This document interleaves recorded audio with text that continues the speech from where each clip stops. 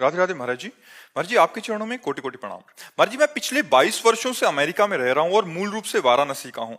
मैंने भौतिक रूप में अपने जीवन काल में लगभग सब कुछ हासिल कर लिया, एक अच्छा कैरियर, पैसा, स्थिरता, समाज में सम्मान, फिर भी एक खालीपन सा है। महाराज जी, मैं स्पष्टता जानना चाहता हूँ कि मेरे वर्तमान भागवतिक स्थिति को देखते हुए, जैसे कि मैं अभी हूँ, क्या मुझे भी भगवत प्राप्ति हो सकती है? क्योंकि मैंने मन ही मन ये निष्कर्ष निकाल लिया है कि इस जीवन में मेरे लिए भगवत प्राप्ति संभव नहीं है। मेरा स्वभाव ऐसा है कि चीजों को अच्छी तरह से समझता हूँ, नहीं, निर्णय भावनाओं से नहीं लेता। पहले तो ये धारणा हटाओ, नहीं कभी नहीं होगी भगवत प्राप्ति। पहले धारणा हटाओ कि मुझे भगवत प्राप्ति नहीं हो सकती, ऐसा कभी नहीं सोचते। हमें ये सोचना मैं भगवत प्राप्ति के योग्य नहीं हूं, लेकिन भगवान की कृपा से मुझे भी भगवत प्राप्ति हो सके। अगर मैं पतित हूं तो भगवान का नाम पतित पावन है, मैं दीन हूं तो भगवान दीनानाथ है, मैं कितना भी नीच हूं तो सर्वश्रेष्ठ है, मैं अनाथ हूं तो नाथों के स्वामी हैं। हमारा भगवान का संबंध है। मैं भगवान के योग्य नहीं हूं, लेकिन भगवान को प्राप्त कर सकता हूं क्योंकि भगवान का अंश हूं। ममई वांसो जीवलोके जीव भूता सनातना। जब हम पहले ही निश्चय कर लेंगे कि मुझे भगवत प्राप्ति नहीं होगी तो नहीं होगी।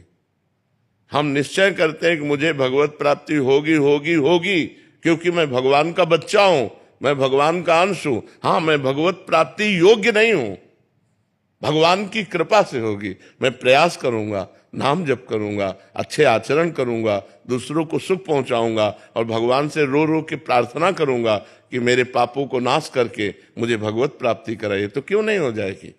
ऐसी धारणा नहीं रखनी चाहिए, कमजोर धारणा नहीं रखनी चाहिए, निगेटिव भाव नहीं रखना चाहिए। हर समय हमें पॉजिटिव भावों का पोषण करना चाहिए। निगेटिव भाव क्यों रखें?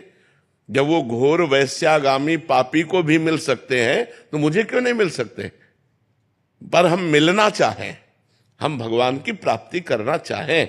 ऐसे ये कह रहे हैं कि मैं किसी भी चीज को लॉजिक से समझता हूँ, पिछले इतिहास से समझता हूँ, तो मतलब मेरे को थोड़ा सा क्या लॉजिक तुम्हें चाहिए? इससे बड़ा लॉजिक चाहिए? तुम भगवान के बच्चे हो कि नहीं हो, भगवान के अंश हो कि नहीं? तो बाप से मिलने के लिए कौन सी हमको क्रेडिट की जरूरत है, कौन से हमें सद्गुणों की जरूरत है? हमारे बाप है, भगवान हमारे बाप है ना? सबके बाप, भगवान सबके पिता है, क्योंकि हम सब उनके बच्चे हैं। तो हम क्यों नहीं भगवान से मिल सकते? हम नीच हैं तो उन्हीं की माया में तो नीच बने हैं। अगर हम गिरे हुए व्यक्ति हैं, बहुत दूषित हैं, तो उन्हीं की माया से, अपने बाप की माया से तो गिरे हुए हैं। हम क्यों नहीं मिल सकते? हमारा दावा है। हमारे प्रभु, जैसे प्रभु गीता में कहते हैं ममई वांशो, तू मेरा अंश है, ऐसे हम ठसक से कहते हैं कि भगवान मेरे हैं। क्यों नहीं मिलेंगे? लॉजिक हमारा बनता है कि नहीं बनता? क्यों? ये लॉजिक से अलग है।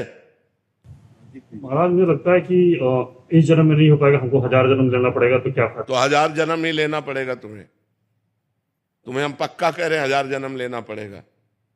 हम इसी जन्म में प्राप्त करेंगे। भगवान के लिए ऐसा क्यों नहीं सोचता? मनुष्य जन्म 1000 जन्म ही मुझे मिलेंगे, बार बार गारंटी है? विचार करके देखो, बहुत दुर्लभ है मनुष्य शरीर, एक बार मिला है। अब अगली बार हम सुअर कुत्ता बनेंगे, क्या बनेंगे, क्या भरोसा? उसमें हम भजन कर लेंगे, अरे हम इसी जन्म में भगवत प्राप्ति करेंगे।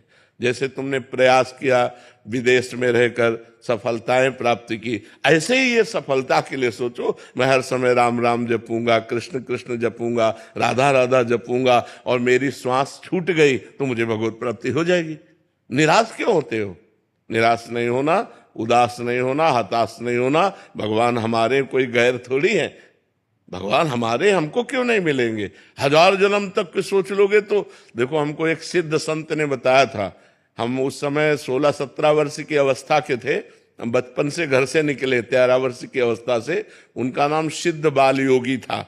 वो गंगा किनारे ही रेती पे रहते थे। तो जब उनसे मिले, रात्रि में मिलने का अवसर मिला, तो उन्होंने पहली बात कही, हमने अपनी डायरी में लिख रखी थी, कि बेटा, जो बनना है वो सोचो, जैसा बनना है वैसा सोचो, जैसा सोचोगे वैसा बन जाओगे।